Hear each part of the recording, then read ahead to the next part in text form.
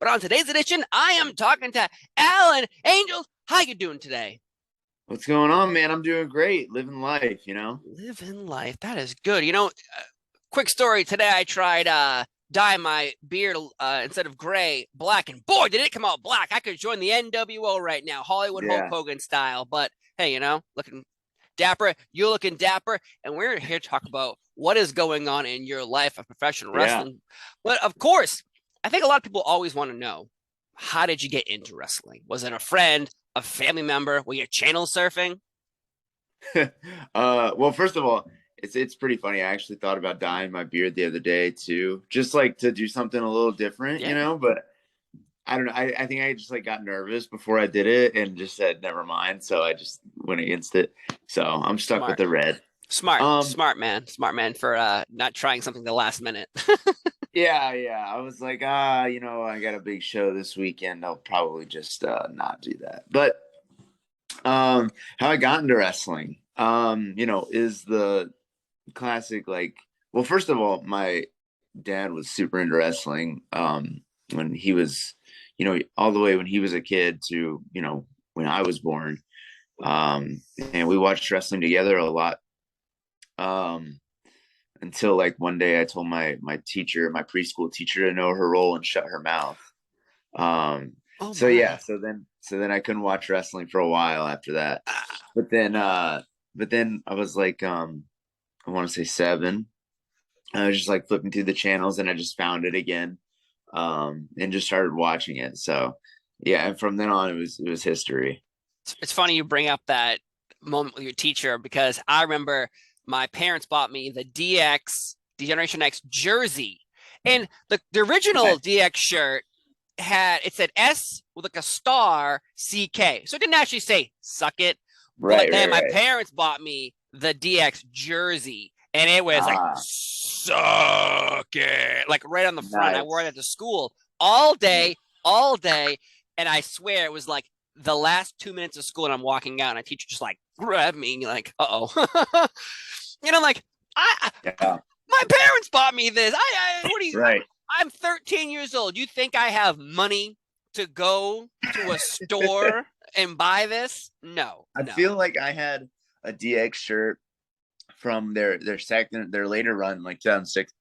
I had the shirt with like their asses out on it, and I Yeah, feel like I probably wore that to school too. I don't know. dude, my grandma bought me like, oh, little Stevie for birthday. Here you go. It's Steve Austin with two middle fingers. Yeah. Like, grandma, Wrestling's a weird thing like that. does grandma not see this? When Yeah, does my grandmother not see that there's two giant middle fingers, or she's just like, hey, whatever makes my grandson yeah. Maybe she happy? just didn't care. I guess so. She's a cool grandma. I was lucky. I was lucky. So obviously, I think a lot of people know you from AEW, and Mhm. exactly how did that deal come to be? Because obviously, so many people in different organizations all try to end up somewhere. So how did you end up in AEW? Yeah, it was really because of the pandemic, and it's just like right place, right time kind of thing. That's how what I always accredit it to. I tell a lot of guys, they'll ask me like what they have to do to be successful in wrestling, and I tell them honestly, it's like Brian Danielson even says it in his book. He says that like it's mostly luck and like just being in the right place at the right time. Mm. You know, because wrestling, like there's especially nowadays, like everybody's so good. There's like good wrestlers everywhere, so it's really just about like knowing the right people and being in the right place, which I was.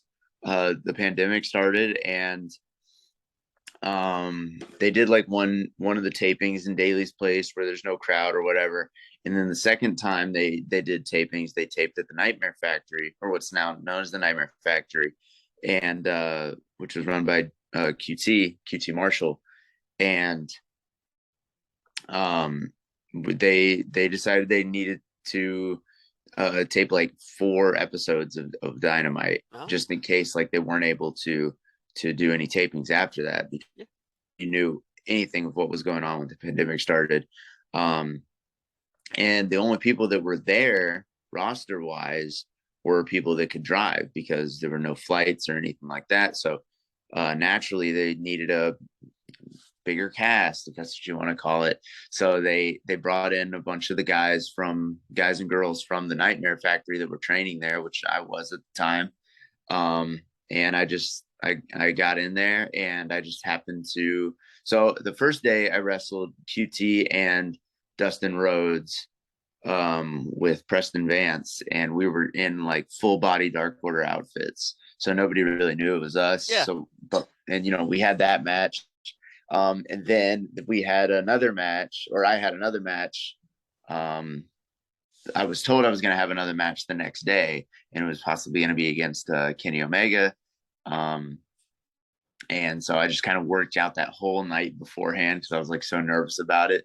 And then we ended up taping the Kenny match, and then that happened, and that all blew up. And then I was brought back, and then a few weeks later, I was offered a contract. So wow, you bring up that Kenny Omega match because seriously, when you look you up, anytime there's a moment of just Googling you or anyone looking you up, that Kenny Omega match, yeah, is like the first thing you find. So obviously, that's something that helped you continue with AEW, because fighting Kenny Omega in AEW at the time, obviously Kenny Omega went on to be world champion there as well, and currently he, as we do this, he's injured, but he was like one of the big anchors of AEW, and obviously you being in the ring with him must have gave you the stamp of approval. Do you think that was like a test, or that just happened with Kenny Omega and it just went so well that no matter what was going to happen, you're going to get brought back? I wouldn't call it a test per se. I think it was a combination of things. Me and Kenny had done a little thing on an indie show a few months prior, when AEW was first starting up, and a lot of the top AEW guys were like going to like some indie shows and almost kind of like promote AEW and Double or Nothing. Yeah. And so we did a little thing where he came out, and he was feuding with Chris Jericho at the time. He came out, and like Jericho came out, and they fought, and then I like ran a little spot with Kenny, because I was like the champion at the time in that indie company, and I attacked him from behind, and we ran a little spot and did a little thing. So I think maybe because we did that, that was part of the reason that I got to do as much as I did with Kenny. So I think that's part of it. And then, like I said, also I think it's just kind of luck and knowing certain people, and that's just kind of how it happened. I don't think anybody like booked the match with the intention of it being like a good match and like, oh, let's see what this guy has, let's see what the Silent Angels kid is all about or whatever. I don't think it was that. I think it was just, again, right place, right time. Now the next weeks, I wrestled a Phoenix, and then I wrestled Sammy Guevara. And I feel like maybe those were like kind of more tests, the whole Kenny Omega match happened, and then I wrestled Phoenix and Sammy, and that was probably more like, all right, let's see if like this is for real, like not just like some kid that got lucky or whatever. So after those two matches was when I got offered the contract. But so I think those were maybe like more tests, as you say, but the Kenny match I think was all just chance.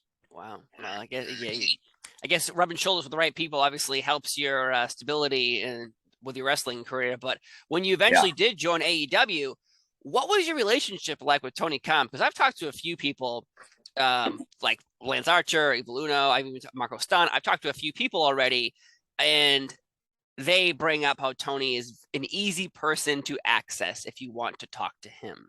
Did you have the same experience? Yeah. I mean, he's always backstage. He's always he gives everybody his number. It's not like he's this like, I feel like sometimes maybe the boss is kind of hard to reach. But no, he's very accessible. Especially when we were in Daly's place, because everybody I felt like was so tight knit, and like everybody every night we would go up to the famous fourth floor, and everybody would like hang out and like have the post show meals or whatever.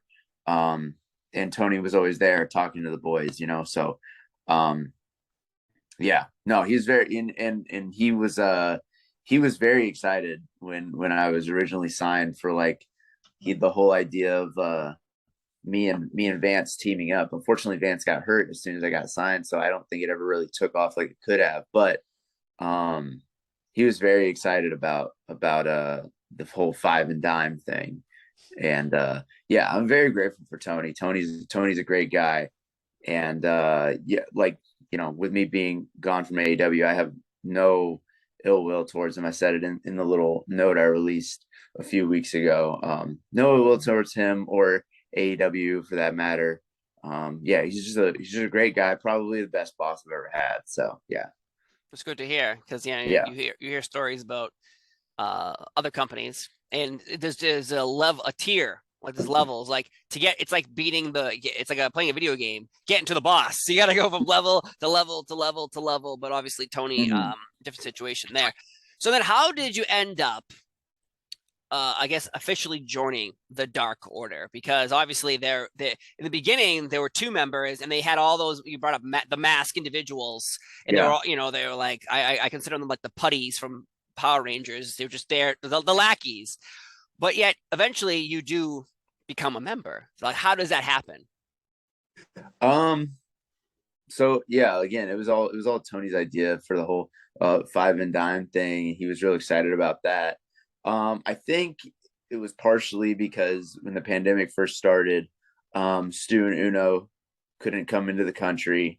Um, at first, I'm not exactly sure how that went. I feel like maybe they could only come in like 2 weeks at a time or Okay. something like that. I don't really remember. Yeah. They weren't there all the time. Silver and Reynolds weren't there all the time either.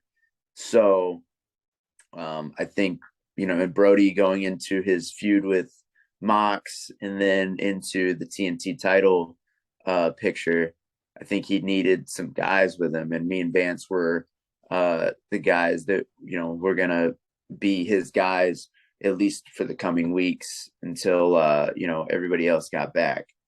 So I think that's kind of how it came about. And we did the whole thing in the back of the truck where he gives me my mask or whatever, and that was really cool. So yeah.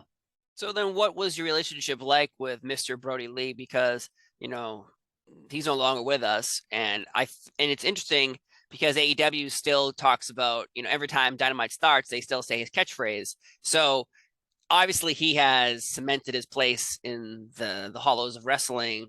But yet, what was your relationship like with Mr. Brodie Lee? Yeah, I mean, he's one of those guys that like I say there's like maybe, if I'm being generous, like four people in all of wrestling that nobody has anything bad to say about. You know what I mean? And Mm-hmm. Brodie's one of those guys. And that's not just like just now. You know what I mean? Like when he was alive, like I didn't know anybody that had anything bad to say about him. He's just a super kind, genuine person. Um I feel like maybe even if he didn't really like you, like you would never know. You know what I mean? He's just one of those guys. Like he was just, but I don't think he disliked anybody. I really don't. I think he was just one of those nice, genuine people that everybody has love for. And yeah, he was super, super nice, super giving. He watched usually all of the Dark Order's matches, and would give critiques afterwards, and would tell you what he saw in you and what he saw you being in the future. You know what I mean? Yeah. Um, as far as like character wise Yeah. it goes, he was super smart to the business. He'd wrestled for so long. I want to say like 20 years.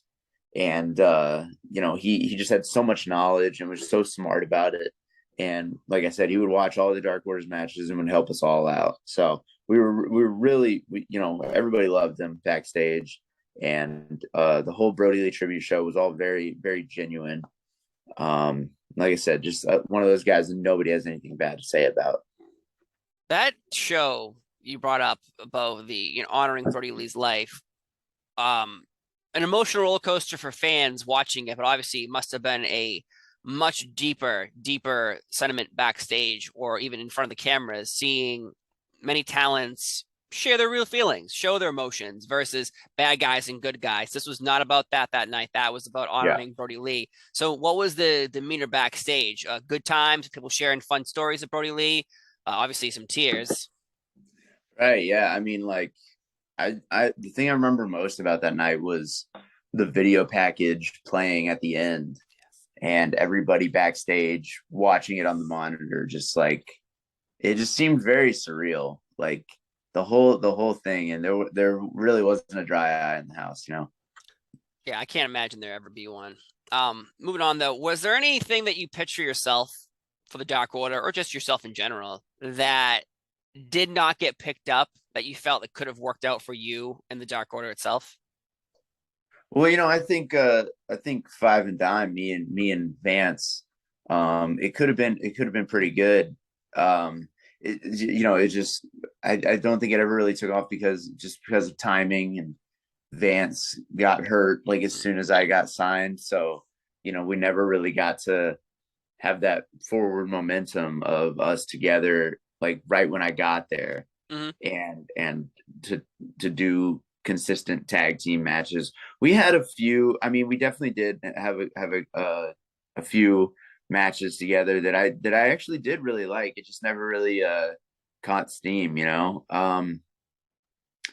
Uh Another thing was like the Dark Order feud against each other, which I actually like. I've said this before. I think was like one of the best things that the Dark Order uh we ever did. And I feel like a lot of people maybe don't remember it, which kind of sucks. But I think it was very good for like everybody involved. We got to really show each each of us as like individual characters, if that makes sense. And I thought that was Yeah. really cool. Oh yeah, I agree. I think at one point though, for at least me, when if so, go back to the beginning of AEW, even a little into it, maybe a year, the staples, like the characters that if someone was to write down a piece of paper of like this is what AEW is, the Dark Order was in the top 10 groups, factions, people to tune into. Obviously, you had the Young Bucks, Kenny Omega, Jericho and the Inner Circle, but the Dark Order was a huge part. And I've talked to a few people like Evil Uno, and he is still a contracted worker at the time, still is obviously, Yeah. as we talk, but yet he felt like at one point the Dark Order kind of just was slowly dipping down, and currently on TV they had a promo of the Dark Order where it's like, oh, we're not going to break up, we're still a unit, we're still together, we're Yeah. still something. That to me, sadly, is like a red flag of like we're not good, we're not okay, and I don't know if that's true or not. So when the Dark Order, obviously there was high points, but there were low points. So do you feel like right now, at least if you're still continually watching, that the Dark Order is slowly just slipping away from what it once was? Um, I honestly don't know. I feel like that promo that they cut this week, it could go one of two ways where they don't really do anything with it. Or I feel like it's possible that it could be something good for them, and they ride that little momentum that they have into some sort of something. I have no idea. I don't No, no, know. of course. But It just seems like that the Dark Order was a highlight, and now mhm. like for instance, I'll use the example of you're on Dynamite, now you're on Dark. Nothing wrong with Dark, but Dynamite is the show you want to be on, and Yeah, no, absolutely. it just seemed like the Dark Order has disappeared from Dynamite and has ended up as being like a staple of Dark. And people, perception of fans is that's like if you remember WWF stuff, you're on Raw. Oh no, you're not. You're gonna be on Heat. And I love those shows. I love those shows. Yeah. But there's an A show and there's a B show. Yeah, no, absolutely. And you're right in that like mostly the Dark Order is on Dark, but at the same time I do think that that's like I think it's almost like a placeholder for now for them. Mm-hmm. I could be totally wrong. Because a lot of times when we were on Dark, we're like the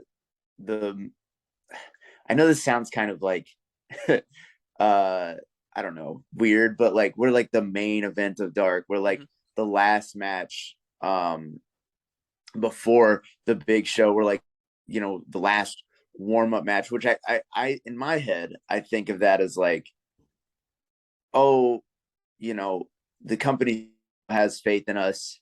They're just looking, they genuinely are just looking for something for us to do, if that makes sense. Yeah. Because, it is a stacked roster, and, there's only 3 hours of TV every week. So when you are on TV, I feel like it has to mean something, and it can't just be meaningless storylines. So there has to be something for us to, and the Hangman stuff, for a while was that thing for us to where we could be on TV every week. But that's kind of drifted away. So now there just needs to be something else. And like I said, I feel like hopefully that promo they cut is the beginning of something else. I don't know what, but I really hope to see them on TV more often, because those still are my friends, my buddies. So, and I'm still repping the Dark Order on the indies every now and then. So like, I hope they do get something on TV, because I know we're all these like kind of over the top comedic characters, but everybody in that group is a great wrestler. Like, genuinely, I think as far as like talent goes, I think one of the most underrated wrestlers on the roster are those guys, like John Silver, Alex Reynolds. Like John Silver, he's like one of the, like, he can be like super intense in just like everything he does, like all of his movements. He's so snappy and quick with like all of his movements and stuff. Alex Reynolds has like some of the best footwork that like I've ever seen out of a wrestler. Uno, another guy's just like super. I love Uno. But you brought it up though. Yeah. Do you feel like their comedic characters is what's hindering them from moving up? Because, for instance, like Santino Marella, he had the Cobra, entertaining, kids love you, kids love that stuff. But you're not going to be world champion with that type of character. Do you feel like that since the Dark Order is slightly comedic, that there is an aspect of, well, you're going to only, there's a ceiling for you. You can't get past the ceiling because of the way you're presented on television.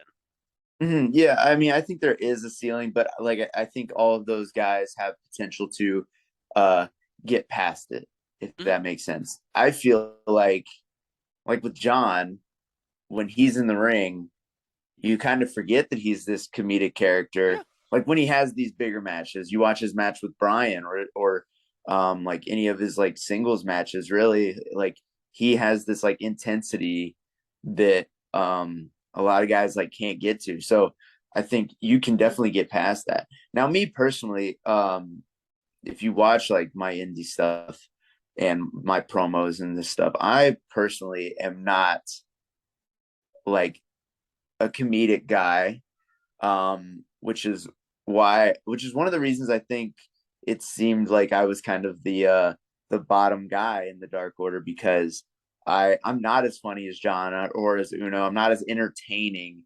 But I think I am a good. I definitely cut more serious promos, and I think my serious promos are good and decent. But it's just kind of hard when you're in that group, if you know what I mean. So well, yeah, it's like being in a comedic group, and they all have different levels, so you need to find your place in this ensemble, obviously, which can be probably difficult for a faction when there's so many members. It's like who's going to stick out and who's not going to stick out. Someone's got to be the back end, I guess, of the totem pole. So then let's bring up though for a second, because during the beginning of AEW, suddenly WWE's NXT decided to go live and go 2 hours and go and start competing against AEW Dynamite. So it turned into like a war. Yet on Twitter, the fans are still at war. Was there ever a consensus backstage that AEW is at war with NXT or the WWE, or that's just folklore on Twitter? I mean, like, I don't know, kinda, I guess, but like not really. Like nobody, nobody's like that. No, none of the wrestlers, I should say, are that worried about it, Hmm. because a lot of us have friends over there, Right. including myself. So it's like nobody wants to. I just personally, I just want to see everybody that I know and that I work with and that I like have a job in wrestling. You know what I mean? Hmm. I think I don't think either AEW or WWE going out of business is a good thing. No. If either one of the companies went out of business, I would look at that as a horrible thing as a wrestler. You know what I mean? Like, even if I was contracted at the company that wins the war, like I would hate to see that. I would hate to see one of the companies go out of business and all those guys lose their jobs. You know what I mean? Like, that would suck. Yeah. Uh, You bring it up because go back to 2001 when WCW and ECW went out of business. Well, that was two yeah, organizations at once in the span of yeah, 2 months going out. That it's not just wrestlers, and I think that's the problem what people always bring up. They're like, "Oh, well, I want them to go down and teach the creative a lesson." Creative a lesson. There's cameramen, there's production members, yeah, referees, there's lighting, there's makeup, pyro. It's not just a wrestler losing yeah, their job if a company goes under, which I don't think either is at the time right now because you got WWE, Fortune 500 company on Wall Street, AEW funded by a billionaire who is yeah, gung ho on doing what he's doing, and so there's clearly these two are. I think these two are fine, but yeah, it's. I'm glad you brought it up because I've asked many people, Wardlow, Thunder Rosa, are you at war? And they're all like, no. There are yeah, pockets of people they say in those companies that are like, oh, take them down. But is that? yeah, But possibly that's like a competition thing. Do you think the Red Sox really hate the Yankees? The Yankees really hate the Red Sox? No, it's good for business. yeah, We yeah, have a rivalry exactly. going, and then we create the social awareness that people believe they're at war. Well, shit, then you're gonna rah your team. That's good business, exactly. And like that's the I saw a tweet the other day. It's like the only people at war are the people on Twitter. You know what I Yeah, mean? that's Yeah. unfortunate too. Very unfortunate. So I talked to Marco Studd about this, and obviously you're no longer with AEW. So did Mhm. you see signs that you wouldn't be moving forward with AEW? Because Marco believes that bringing in former talent from the WWE, these are his words, not mine, that it's a waterfall effect where suddenly everyone who was, we'll call them, AEW originals, that weren't the top of the top are being pushed out for WWE free agents. Did you feel like that was happening to you, or your situation is completely different? I mean, so somewhat, but also I don't blame anybody. I'm not mad at anybody for, coming in and taking a job. You know what Hmm. I mean? I think it's, anybody's gonna do that. Right. At the same, also like I think uh it's one of those things where it's kind of bound to happen either way. And I'm a young guy. It's not like it doesn't matter who comes in, whether it's a WWE guy or another guy from somewhere else. Like I'm 24, whereas like these guys have been wrestling for 10, 15 years. I've been wrestling for it'll be 6 next month. So it's like, I totally get, and like I'm not mad.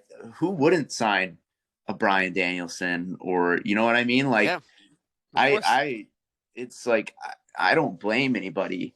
It's just like I said, it's just business. Hmm. And I think at the end of the day, I got signed when I was like 3 years in the business. You know what I mean? So it's not like I learned a lot there, but you look at the history of like wrestling, like that's what happens. Stone Cold, Steve Austin goes to WCW. He's there for 3 years or whatever.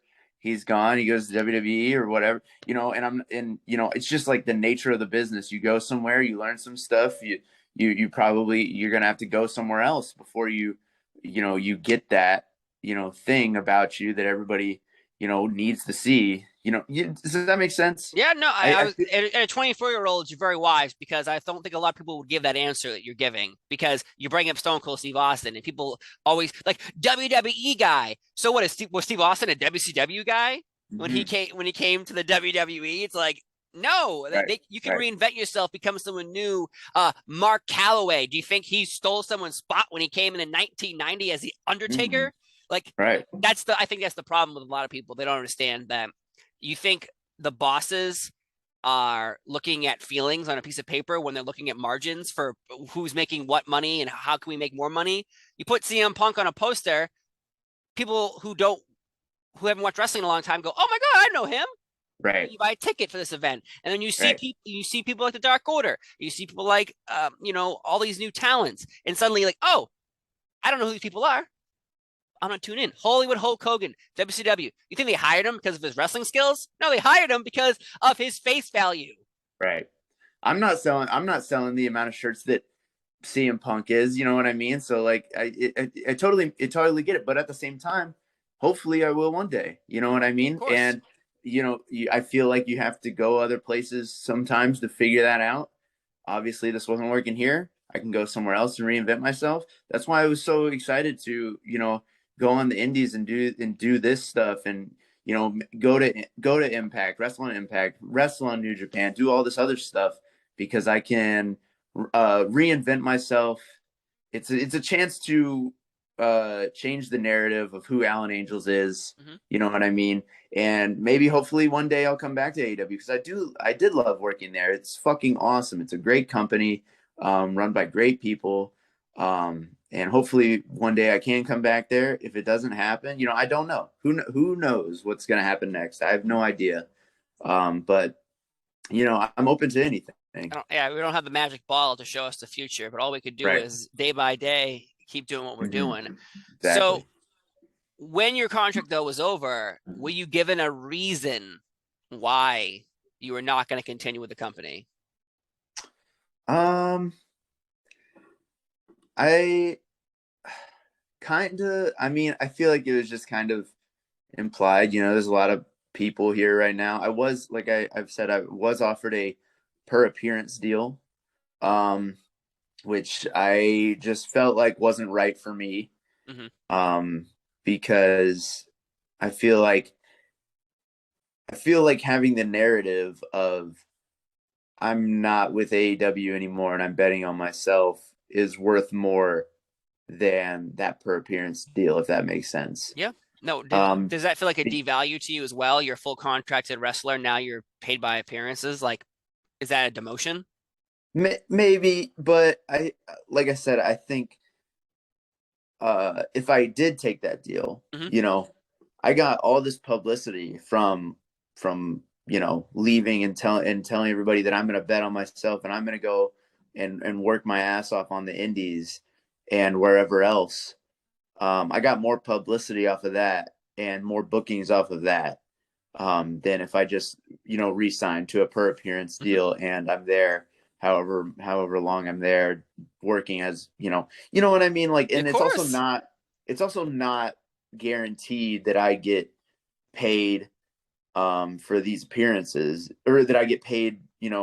If they don't want to bring me in for a whole month, then I'm just mostly not getting paid that whole month, which I Right. don't think they would do. They're very generous, but um it's just, I would rather work 2-3 shows every week on the indies and make the same amount of money that I would make there, and make a name for myself and show everybody that I can wrestle and that I am, pretty good at wrestling. Of course. Yeah, there's many people who have left companies or pushed out or even fired and went on the indies year, 2 years later and came back and became world champion many different places. Drew McIntyre is a perfect example of Exactly. someone Yeah. who was let go by the WWE for mistakes that he was making and then went on the indies and did an incredible job, got some help and now Yeah.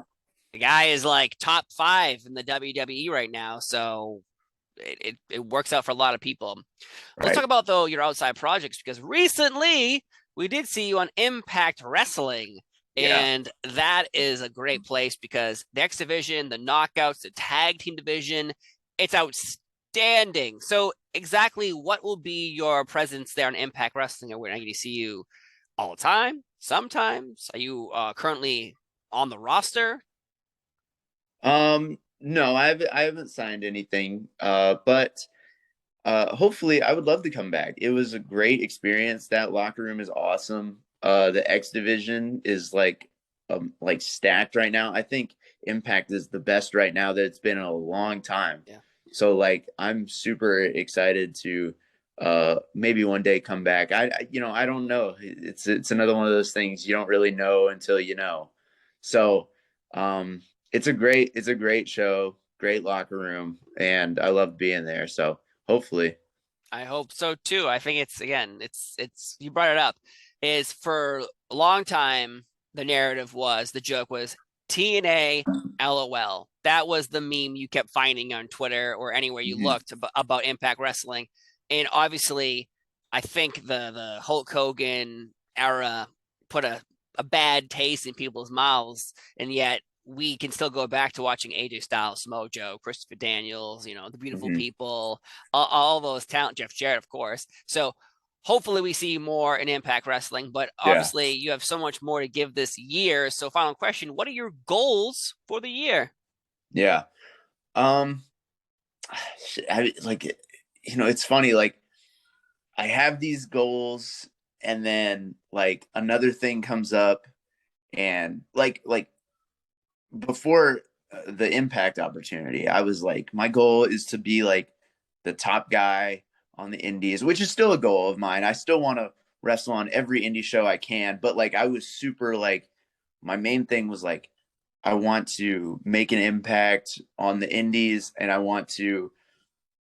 um and I want to just be like the top guy that I'm on everybody's list of people they want to wrestle. You know what I mean? Mm-hmm. Um and I just wanted to be the talk of the town on the indies. And then the Impact thing came up, and it's like, oh well, now I want to do really good at this, and I want to. It's funny. He'll probably, if he hears this, will probably be mad. But Daniel Garcia was like, uh, "You seem like you watch like a lot of like old X Division stuff," and I was like, "Yeah, that's true. I did. I love the X Division. So like me being in the X Division, like wrestling for the X Division championship was so fucking cool to me. So like then that was a goal of mine. And then like I never know when like another thing is gonna come up. Like the New Japan show was so cool. So I want to do really good at that. And just like I want to, cut all these promos, and I want to be like a promo, like I want people to know that I can cut good promos, and like there's so many like different things, and I just have like a list of people I want to wrestle. I want to go out of the country. I want to wrestle out of the country. I want to win championships. So it's like, yeah, I just kind of want to fucking do everything right now.